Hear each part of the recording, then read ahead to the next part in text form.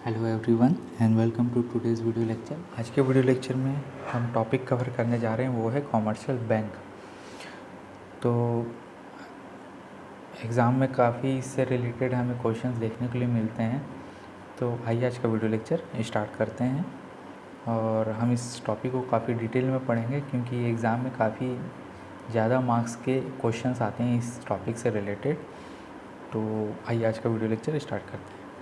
तो commercial bank का आशय उन बैंकों से होता है जिनकी स्थापना इंडियन कंपनीज़ एक्ट के अंतर्गत की गई है और जो सभी साधारण बैंकिंग कार्यों को संपन्न करता है, जैसे Punjab national bank, central bank of India, bank of Baroda, Allahabad bank आदि। साधारण बैंकिंग में यह धन जमा करने, लोन देने, चेकों का कलेक्शन करने एवं भुगतान आदि अनेक कार्य करते हैं, परंतु कॉमर्शियल बैंक को इस आधार पर क्लासिफाइड करना उचित नहीं होता है, क्योंकि इस कार्य को अन्य फाइनेंशियल इंस्टीट्यूट भी करती हैं। वास्तव में कॉमर्शियल बैंक अन्य फाइनेंशियल इंस्टीट्यूट के से इस बात से डिफरेंट होता है कि बैंक अपनी जमा या फिर सेविंग्स के आधार पर क्रेडिट का सृजन करती है या क्रेडिट देती है, वहीं अन्य फाइनेंशियल इंस्टीट्यूट का है यह कार्य नहीं करती हैं। कॉमर्शियल बैंक के प्रमुख कार्य जो हैं, उद्योग और व्यापार के लिए शॉर्ट टर्म लोन देना होता है। इन बैंकों में डिपॉजिट अल्पकालीन होते हैं, इसलिए यह लॉन्ग टर्म लोन देने की स्थिति में नहीं होते हैं। यह बैंक जनता के जमाओं को स्वीकार करने तथा उन्हें लोन देने के अतिरिक्त खरीदी बिक्री करने और मनी ट्रांसफ़र करने, लॉकर्स की सुविधा आदि कार्य भी करते हैं। इंडिया में अधिकांश बैंक जो है संयुक्त पूंजी बैंक कॉमर्शियल बैंक के उदाहरण हैं। व्यापारिक बैंकों को दो वर्गों में क्या है विभाजित किया जाता है, माने जो कॉमर्शियल बैंक जो है वो दो भागों में क्लासिफाइड होते हैं। पहला है शेड्यूल बैंक एंड सेकंड है नॉन शेड्यूल बैंक, गैर अनुसूचित बैंक।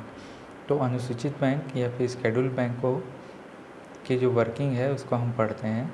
तो जिन बैंकों को रिज़र्व बैंक ने अपनी दूसरी लिस्ट में सम्मिलित कर रखा है वह अनुसूचित बैंक कहलाते हैं या शेड्यूल बैंक कहलाते हैं। रिज़र्व बैंक के अपनी सेकंड लिस्ट या सेकंड टेबल में उन बैंकों को सम्मिलित कर रखा है जो निम्नलिखित शर्तों को क्या करते हैं, पूरा करते हैं।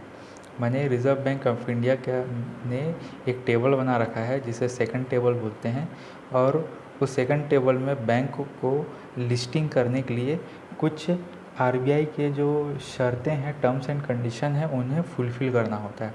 तो वो टर्म्स एंड कंडीशन को हम पढ़ते हैं एक करके।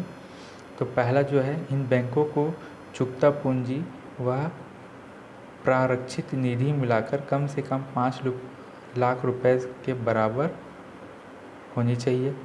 इन बैंकों को अपनी मांग व समग्र देयताओं का 15% भाग रिज़र्व बैंक के पास रखना होता है।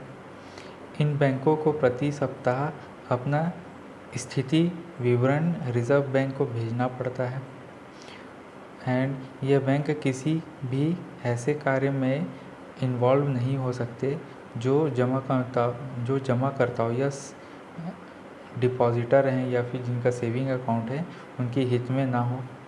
इन बैंकों को रिज़र्व बैंक कुछ विशेष सुविधाएं भी प्रदान करती हैं, जैसे लोन, बिलों का पुनः भुगतान करना, सस्ते दरों में मनी का ट्रांसफ़र करने की सुविधा और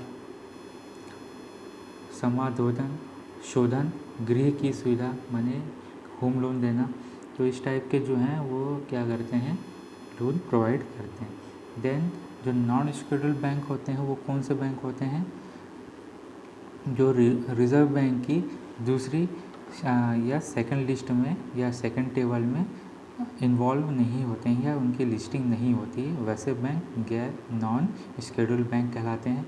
इन बैंकों की चुकता पूंजी व प्रारक्षित निधि मिलाकर 5 लाख रुपए से कम होती है। इन बैंकों को अपने डिपॉजिटर का एक निश्चित प्रतिशत या डिपॉजिट का निश्चित प्रतिशत जो है रिजर्व बैंक के पास रखना होता है। इन बैंकों पर रिजर्व बैंक का कोई विशेष नियंत्रण नहीं होता है।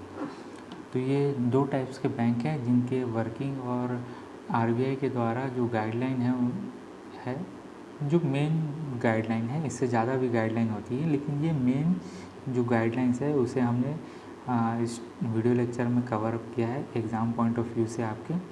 और ज़्यादा इसके डिटेल्स में हमें नहीं बताना है। जो मेन जो आरबीआई जो गाइडलाइंस जो देती है, जिसके आधार पर कॉमर्शियल बैंक जो हैं वो शेड्यूल बैंक और नॉन शेड्यूल बैंक में क्लासीफाइड होकर आरबीआई के टेबल में लिस्टिंग करते हैं, उन्हें हमने पढ़ा है।